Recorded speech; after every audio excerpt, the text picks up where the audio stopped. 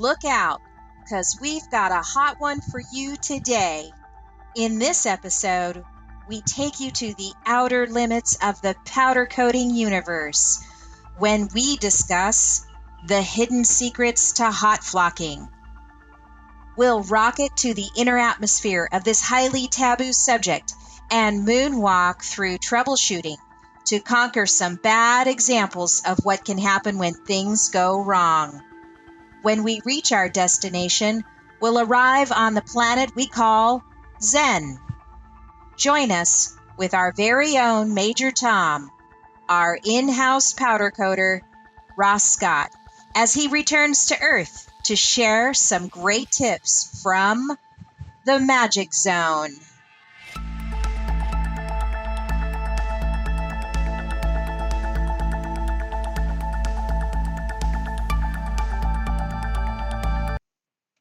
Welcome to another edition of the RossKote Powder Coater podcast.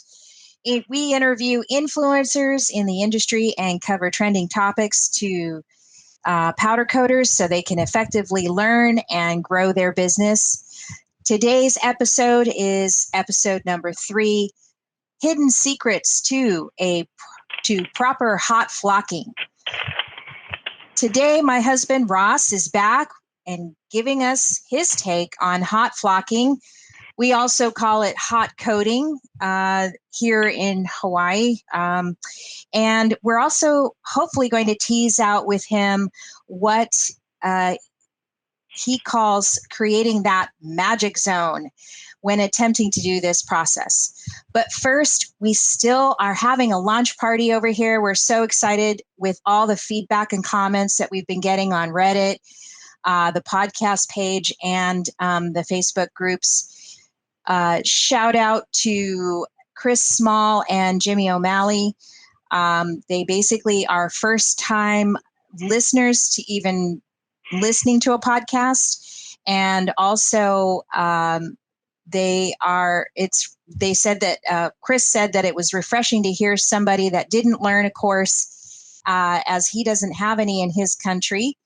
So thanks, Chris, for that comment. And also we have NGM Coatings posted, thank you for doing this for us new and upcoming coders. I look forward to listening to all the new podcasts or episodes. Thank you, and you're welcome. We're excited to be getting that feedback from you. Lets us know that we're talking about things you want to hear about. Also, one last shout out to Steve Schilling on the Powder Coater Business Group on Facebook. Yes, we are now on iHeartRadio. I just uploaded that, so if you don't see us today or tomorrow, just give it a few days, and it'll be up there. Also, for those of you that are tuning in regularly, we are now on Apple iTunes, Spotify, SoundCloud, and I believe Google Play. So please like, share, and subscribe to our website, https://www.RossKote.com. And just a quick review of the episode 1 and 2. Of course, our first episode was just going and introducing ourselves as the husband and wife team RossKote, where you can learn about why we started the podcast, and we talk a little bit about our story. And of course, episode 2, which just got released earlier this week, was an interview with Ronan from Roro Designs 2, who has inspired us all to create a better customer experience. Now, on to today's guest. Ross, are you there? Hi, welcome. Hi. So now let's get into this taboo and somewhat controversial subject in powder coating that's discussed in a lot of forums and groups.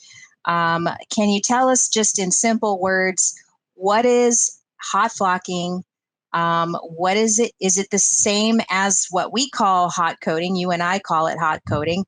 Are they the one and the same? And what is this? What is hot coating or hot flocking? Hot flocking, basically, you take your substrate that you're powder coating and you get it up to oven temperature of anywhere between 350 and 400 degrees, what is the temperature you're curing it at. Once that part is basically up to that temperature, you pull it out of the oven and you go straight into powder coating. And what happens is, because the substrate is at that temperature, the powder immediately flows out over the substrate as it attaches. So it is great that that happens when you have hard to reach areas, because it's sticking and flowing out immediately. The downside to that is you can put too much on very easily and you'll get drips and runs. Okay, so and so is this why it's so controversial, and why do you think industry sources warn against doing this, or they don't even address it? I'm not even sure if it's in manuals or technical stuff at all. Is it? Have you ever seen it? It is addressed. They do kind of frown upon it. I believe that the industry basically says if your gun settings are proper, you don't need to do this method, and basically you're not doing it right. Like I said earlier, some parts cannot be coated in the normal fashion. They're too recessed and you can't get the powder in there. It's very difficult to do. All right, that sounds simple enough. So let's talk about you and your technique. When do you use this technique, and what specific parts do you use it for? Or, you know what I'm talking about. What kind of jobs does this work best for? Yeah. Now, hot flocking, I only really do it when I have hard to reach areas on parts. And I can pretty much name them on one hand. It's basically rims, specifically the lug holes. I have a very hard time doing that when they're just normal temperature. So I hot flock the rims always to get the powder into the rim holes. Another situation I have is like custom built fenders. Those things are extremely difficult. They basically weld the compartments almost closed, and they have like a little hole that you have to fit your gun into. And it's very hard to do that just at room temperature, because the powder just doesn't stick in the corners because of the way it spins around in there. So I always hot flock that. There's also lift kits. They have the same type of design like these custom bumpers have. So pretty much those type of three things I always hot flock. However, I don't hot flock the whole part. I just do the problematic areas. And that is my tip that I want to go over. Okay. Well, before we get into that, let's talk about, I'm going to talk about a very bad example, or an example that happened actually just a couple weeks ago. It's always when you're doing things for a friend that sometimes bad things happen, right? So you had picked up some fishing pole holders. If anybody knows what those are, if you fish, especially here out in the ocean, people mount or have these fishing poles holders made out of metal, usually around aluminum, right, or stainless steel, and they'll mount them to the boat on the top part, and you basically set and lock your fishing pole in there so you can drag your line and do the deeper kind of fishing, I guess. I can't think of the name of it right now, but basically you're just popping the fishing pole in there and you're dragging your boat, or dragging the line behind the boat. And so you pick these things up. They were a very small job, and it was just supposed to be real simple, but something happened when you were hot coating them. Can you tell us what happened? Well, actually, I wasn't planning. They were brand new fabrication, and I had just put the primer coat on, and I had flashed it off, and I was actually going to pull them out of the oven and let them cool down. And what happened is the phone rang, and I got on the phone and I was talking and blah, blah, blah, blah. A few minutes go by, and then I got off the phone. I'm like, oh, yeah, I still have to do these.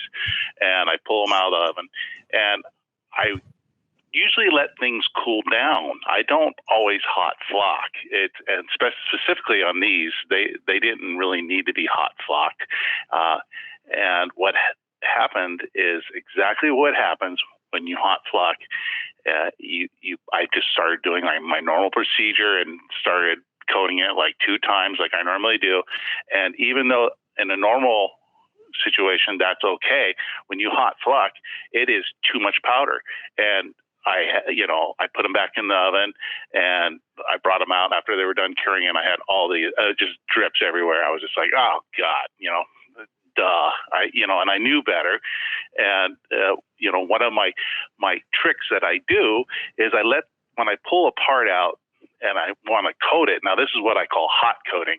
I basically let the part cool down before I put the powder on, and I let it get to about 150 to 180 degrees, and then I apply the coating as normal, and never have problems with it when I do it that way. But I didn't do that. I went straight to hot flocking and basically put too much powder on, and it just ran like crazy. And it's really easy to do. You think you thought you basically put the right amount on. Okay, it's not gonna run. That was the perfect amount of passes.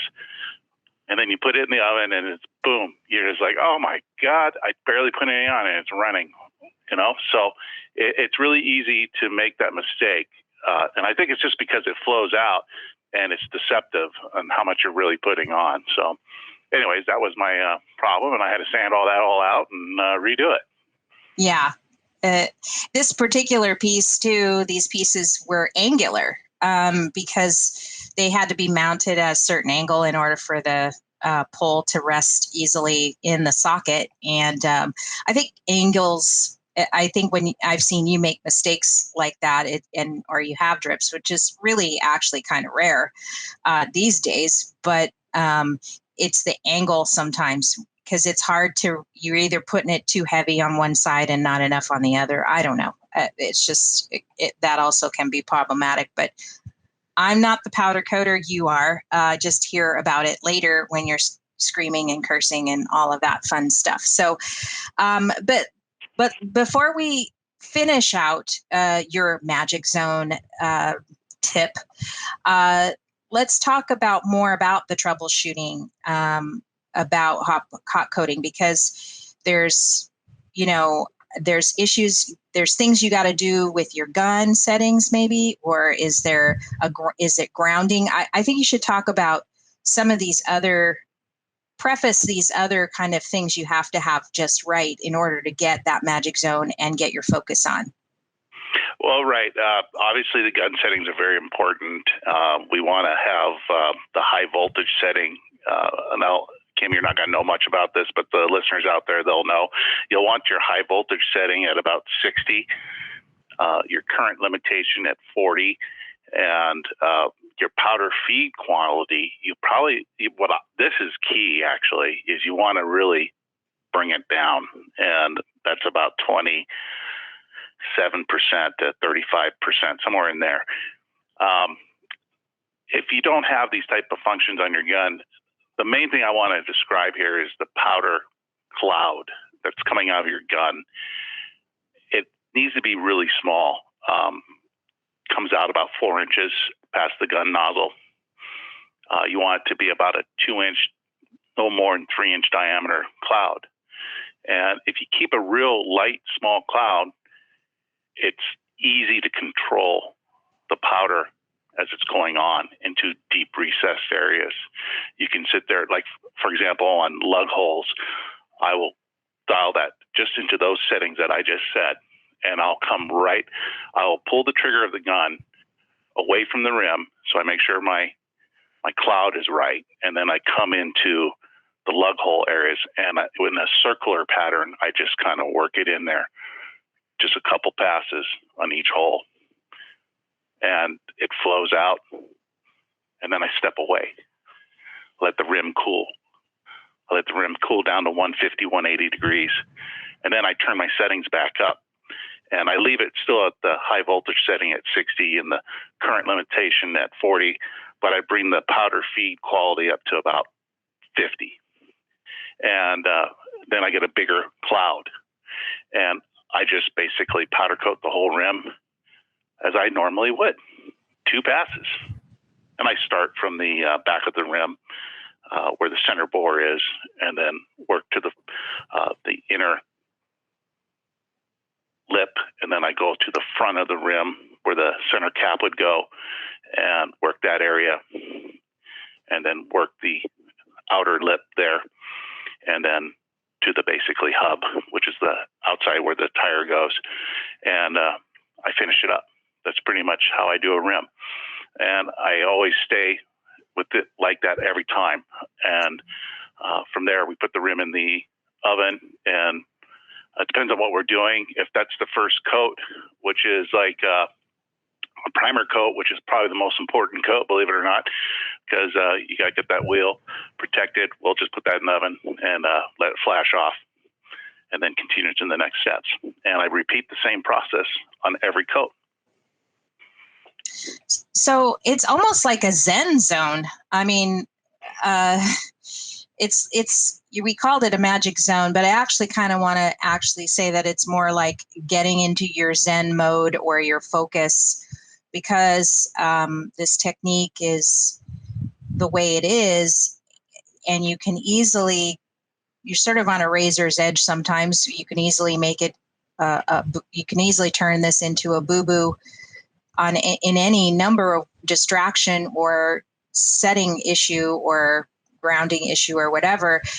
But when you have it right, it's sort of like you're in the Zens you're really super focused on what you're doing, and you're not having to redo the piece over and over again. So it's more like do you think patience has a lot to do with it, or is it just experience? Patience has everything to do with it. You have to slow your roll. You know, powder coating is a quick process, and basically, when I first started doing the hot flocking, I did have lots of mistakes because I was just trying to do it all at once. And when I realized, hey, let's just, and then I was always doing it with a huge powder cloud, so it was just too much powder getting on there. So once it's kind of a common sense thing. Hey, let's bring this down, and okay, that's nice, that's working good. Okay, and well, hey, let's just now I got all these problematic areas covered, and they're all flowed out. Let's just set the rim out over here on the side here, and let it cool. And that's what I can't stress, it really helps, because you're letting that room cool down to 150, 180 degrees Fahrenheit. Like I said, just take your infrared thermometer and go to the center bore in the back. And when it gets to that temperature, basically just start coating again, and coat like you normally coat. And it's warm. It will stick very easily, but it's not flowing out on you, and it's not going to give you any problems. But you've already got your problematic areas out of the way, and you're not going to have any problems. It's going to look great. So that's kind of my tip, and I really, it works for me, and I hope it, if you guys out there that are having a hard time hot flocking, I hope you try it out, and it works really good. There's a lot of guys I see, like on YouTube, they actually hot flock the whole rim, and they just bring their powder cloud down and just go over it real slow, and they know that they can only put so much on, and it's a gamble, and you just basically put it in the oven and go. But if you've done it a lot, you can do it that way all the time. But I don't do rims every day. I do lots of stuff, and railings, gates. You name it, Yeah. I've done it. And so when I get a set of rims, it's like I have to slow down. I have to slow down what I'm doing because, everybody that wants their rim wants it perfect. And hot flocking actually is a little secret that I do to get it all in the corners and the crevices, because if you don't do it, it's so easy to have it too thin. And then if you do hot flock and you do it the whole rim hot flock, it's really easy to get a mistake, and then you're redoing the whole thing. So, I just think it's real important to stress, get your powder cloud down, let it flow out in the problematic areas. And then from there, set the rim down on the side, let it cool down, or whatever kind of piece you're doing. And then continue your coating as you normally would proceed. And of course, bring your powder cloud back up when you're doing that. And, it goes real smooth, and you always have a consistent, perfect coating, and that's what I like. Okay, well, let's talk for a minute about how you're hanging the rims, because I've seen you, especially with some of the problematic older rims that are pitted, where you have to build up the surface with primers and stuff like that. And you and I talked about an example prior to the podcast that, like when you've got really bad chrome rims that you're trying to restore.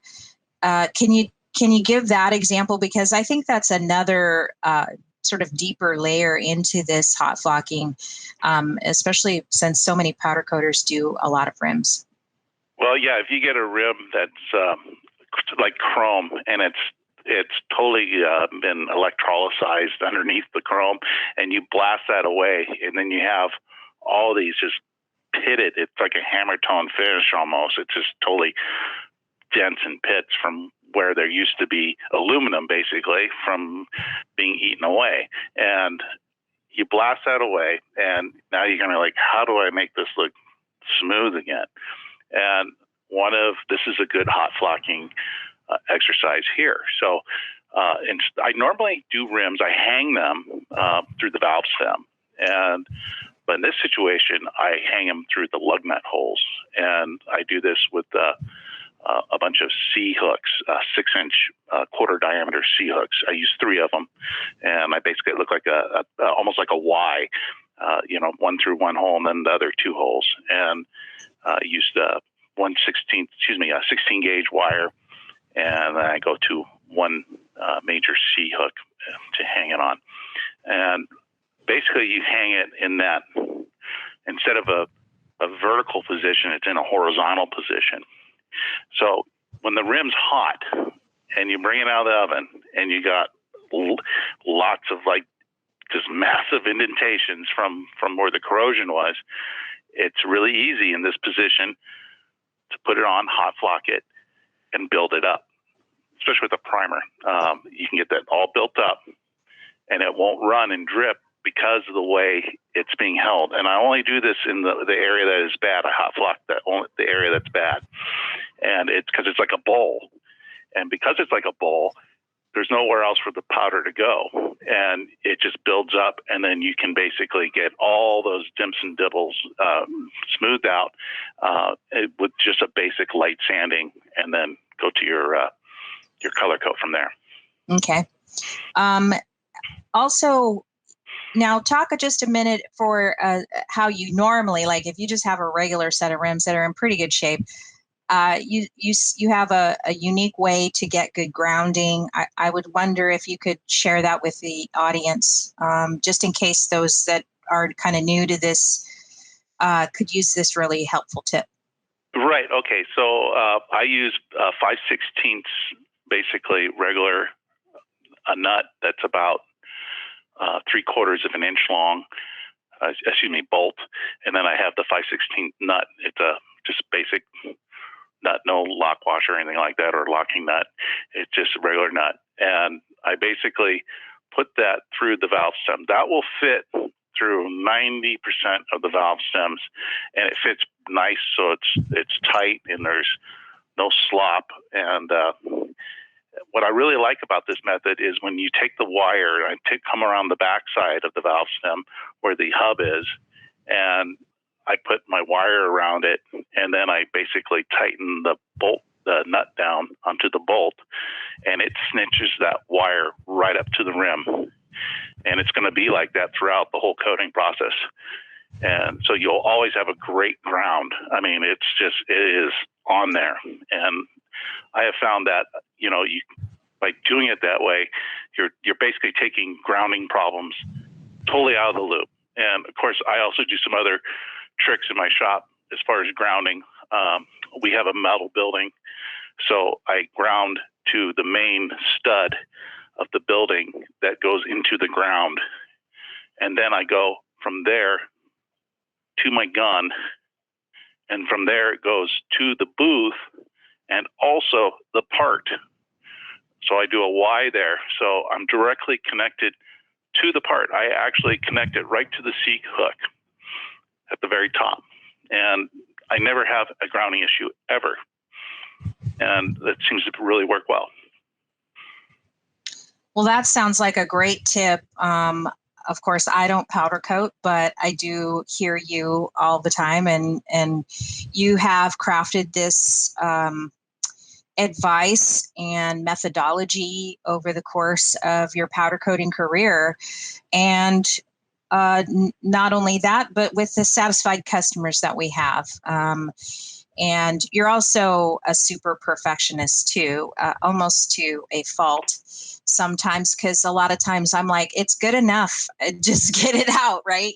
Because, and this will be something that is going to be coming up in an upcoming episode with a special guest that I'm invited over to talk about pricing, costing issues. And one of the topics I want to say is how good is good enough. And, can it, sometimes you and I get into a tussle about the price that we're charging versus what level of perfection, they're going to get. So that's for another episode, but I think it's an important one to cover, and it'll be coming up in the next couple of weeks. We also just want to preface this by saying that, this is how we do it. We're not Learn School. You might have learned something different from someone else, and we're all here to learn and learn from each other too as well. So that's the reason for the podcast and for getting this information out to you guys. You should always reference or read up your powder coating manuals, your tech manuals, your equipment manuals, and pay attention to how you learn, because it is a methodology. We're just here to not spill the secrets or share too much or whatever. It's just that we feel like, people need to know more, and there's just too much disinformation out there that we're trying to maybe clear the air, clear the powder coating cloud that comes out of the gun, so to speak. One last thing, and I don't know if we want to just, because we've talked about a lot of things here, and I don't want to have people spinning and questioning, but they can always go over the podcast again if they want to hear it. But you talk about this sweet spot or the passes. You talked about that earlier, especially with rims and the degrees or sort of the temperature. Could you just maybe go over that one more time, just as a final wrap up to this podcast, about your way and why you do 3 passes, maybe? Care to share? Yeah, sure. What I do is, like I said earlier, after I'm done with the hot flocking, I basically let the piece cool down. The reason I do that is because I don't want to have any drips or runs. And if I let it cool down to 150, 180 degrees, it not only adheres properly with normal settings, it basically allows you to lay it up. And I do 2 runs, just 2 passes.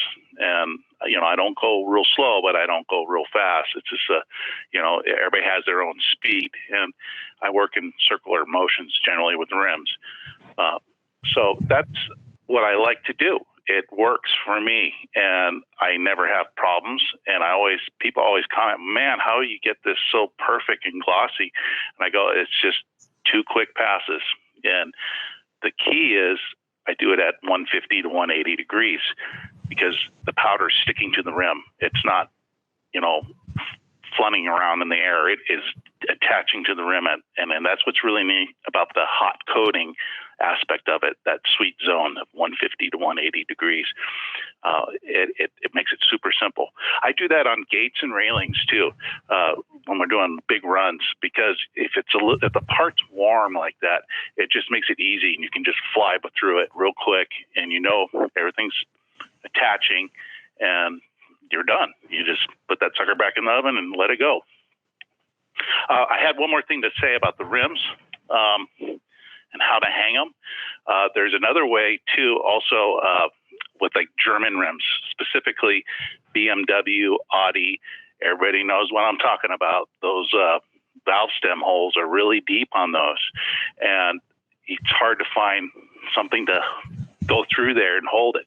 And what I have used is a 3/16 washer. And the 3/16 diameter hole is perfect for running a 16th gauge wire through. And basically you put that through the valve stem hole there, and the washer will hold it no problem. And you don't get like these lines and marks in the well of the valve stem hole, and you get a nice perfect ground, because it's nice and it's pulled up tight. Now granted, it's not as good as the washer and nut method, but I mean, I can't find a good washer and nut to fit in there for the life of me. So that's what I've been using, is a 3/16 washer on those German style rims. And don't forget to put those in the B17 for the half a day. Yeah. That one. Well, that's been awesome, Ross. And I thank you for joining me again today from the dining room table. I appreciate it. And we also like to thank our supportive followers and fellow powder coaters out there. I hope you've learned something new about powder coating in your business. Please comment below, follow, share the podcast. If you have a topic you'd like to discuss, just email us at info@mauipowderworks.com or message us on Facebook. Until then, we'll see you soon.